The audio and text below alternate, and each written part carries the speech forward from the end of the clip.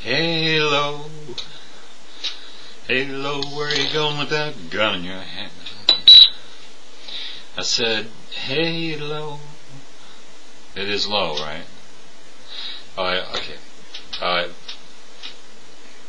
Reason I'm sending a video, I swear to God, I am too damn lazy to type unless it's a poem or a story. I just,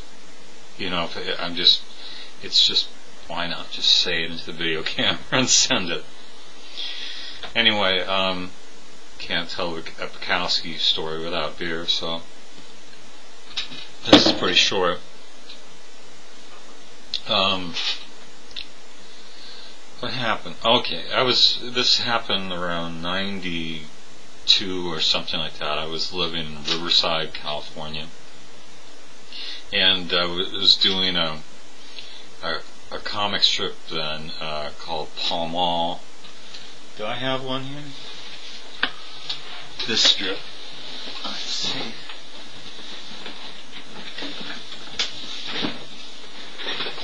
That strip. You see that very well? See if you can read that. You look terrible. I'm not worth a damn till I've had my morning coffee. And then it goes... drinks it, and she goes, now what's your excuse? Anyway, we were doing that. Jesse did the artwork, and I wrote it. Jesse, it's a long story. One of the places that was running it was in LA called the Village View, and they were one of the first people to run it. It was a weekly strip, and I knew the guys down there pretty well. If you saw that poem, Rosemary, that was written about a girl. That's how I met her. She worked at the Village View. Anyway, they were doing a cover story on Bukowski, and the editors knew what a fan I was, so they gave me and this really cool French chick that worked their tickets to this thing at the American Film Institute in Hollywood, the AFI. You might have heard of it. And they were premiering a thing of a documentary called Skid Row, I think it was, that Bukowski narrated, and he was going to be there. Also at this time, there's a magazine called The Moment, which was published in Hollywood, and Bukowski used to contribute. He did a few covers for it. I think Ginsberg was still alive. He did some stuff for it.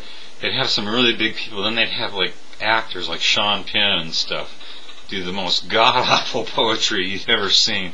So it was a mix of that. And they were running the comic strip too, and they were also printed the first poem I ever got published. It's a long story. It's in that 5 Facts, actually, a little bit. Okay, God, I cannot just get to the point, can I? Okay, this will help. So anyway, I go to this thing, and I'm just wearing, I had a lot more hair back then, it was really long, and I had this really beat up leather jacket, and jeans, and old tennis shoes, and I'm with, I can't remember what her name was, but we go to, I don't know if you've ever been to Hollywood or the American Film Institute, but it's a pretty classy place, and I walked in there, and I was like, I just felt so out of place, because there were actors there, everybody was so well dressed, and I mean, like I've had a few good looking girlfriends in my time, but the guys picking up the trash and stuff were better looking than anybody I've ever dated or married. I mean, I just felt so awkward there, and go down to see the premiere, and Bukowski walks out in front of the stage, and he's just staring at the audience, and it's I think he's got a drink in his hand, And you go, well, yeah, okay, I'm not much on these things. Let her go. He walks off. And afterwards, there's this party and there are free drinks and everything, and everybody is just so beautiful. And actually, Sean Penn, who I mentioned before, was there, who's a friend of Bukowski's. He was originally going to play the lead in Barfly, anyway, that's a long story too. That's the time Twin Peaks, I don't know if you've seen that show that was going, and a lot of the cast members from Twin Peaks were there. And just, I just felt really awkward. And then there's Bukowski. He's sitting talking to some people, and I walk up to him, and I have a copy of The Moment magazine I wanted to sign, and I go, hey, Mr. Bukowski, I really like your stuff, and I go, hey, we've got poems in the same magazine, The Moment. What do you think of The Moment? He goes, oh, I usually think of The Moment whenever I'm on the crapper, yeah, he goes, what's your name?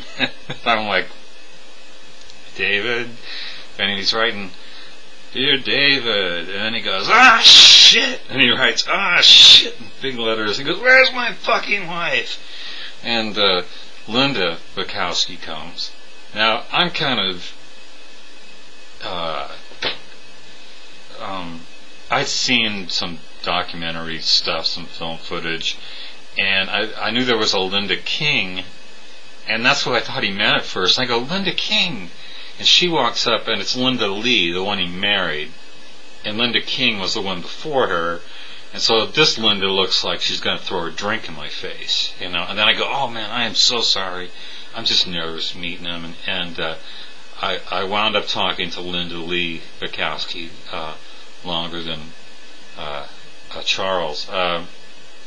And I don't know if you've ever seen the Bukowski tapes, or you can find it on YouTube. There's Barbet Schroeder made this thing where they were interviewing Bukowski, and there's a scene in one of the interviews where he gets in a fight with his wife, and he's calling her a bitch and start kicking her, and it's a really ugly scene. And I asked her, I go, hey, was that real, or did you guys stage that? And she goes, no, that was real. She goes, it got a lot worse that day. And but she was really cool after she found out I was just being an idiot and was nervous.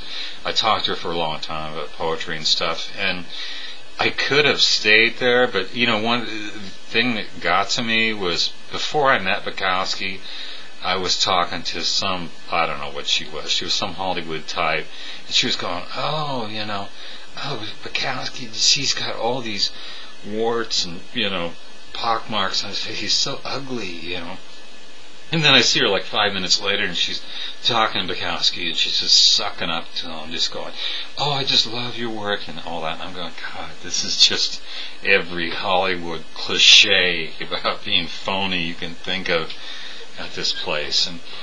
And the French girl, I can't remember, goes, do you want to stay? And I could have stayed, because everybody was leaving, and I could have stayed there and been with them, but I didn't want to be like that woman, and be like the hanger-on, and so I said, let's just go. So that's the whole Bukowski story, God, I'm a vain bastard. I keep staring at the monitor. Anyway, thanks for that one comment, and for subscribing to that girl, Ashley, or whatever it is. I was really amazed how many people subscribed to her. I thought maybe 3 or 4 were. It wasn't. Last time I looked, it was like 18. Really nice. So, okay, now you got to send me a story. Drop the name of somebody famous you met. I'm just kidding. I'm probably running out of time. So, okay, bye, and see you later.